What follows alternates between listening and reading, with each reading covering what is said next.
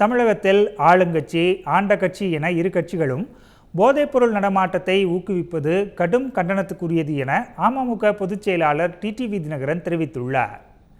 அவர் வெளியிட்டுள்ள அறிக்கையில், இளைஞர்களும் கல்லூரி மாணவர்களும் போதைப் பொருட்களுக்கு அடிமையாகி வரும் செய்தி வேதனை தருகிறது என கூறியுள்ளார். போதைப் பொருட்களின் வணிக மையமாக தமிழகத்தை மாற்றிய திமுக அரசின் போக்கு கடும் கண்டனத்துக்குரியது என கூறியுள்ள அவர், நாள்தோறும் அரங்கேறும் சட்டம் ஒழுங்கு பிரச்சனையால் மக்களின் பாதுகாப்பு கேள்விக்குறியாகி உள்ளதாக குறிப்பிட்டுள்ளார். தமிழகத்தில் பரவி வரும் போதைப்பொருள் புழக்கத்தை அடியோடு அழிக்க வேண்டும் என்றும், போதைப்பொருள் கடத்தலுக்கு உறுதுணையாக செயல்படுவோர் யாராக இருந்தாலும் அவர்கள் மீது கடும் நடவடிக்கை எடுக்க வேண்டும் என்றும் டிடிவி தினகரன் வலியுறுத்தியுள்ளார்.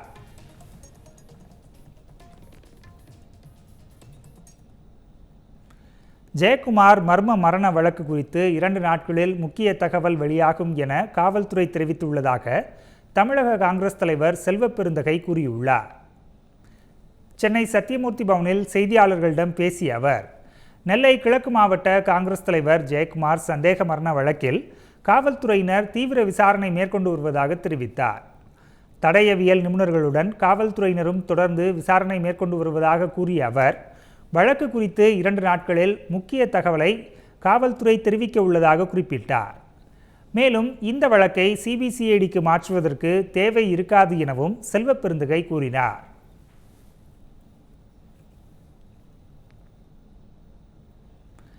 மாலத்தீவு மற்றும் தெற்கு அந்தமான் கடலில் தென்மேற்கு பருவமழை தொடங்கியதாக இந்திய வானிலை ஆய்வு மையம் தெரிவித்துள்ளது.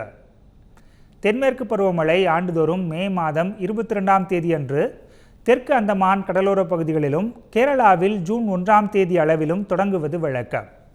இந்த நிலையில் இந்த ஆண்டு தென்மேற்கு பருவமழை 3 நாட்கள் முன்கூட்டியே தொடங்கியுள்ளதாக இந்திய வானிலை ஆய்வு மையம் தெரிவித்துள்ளது.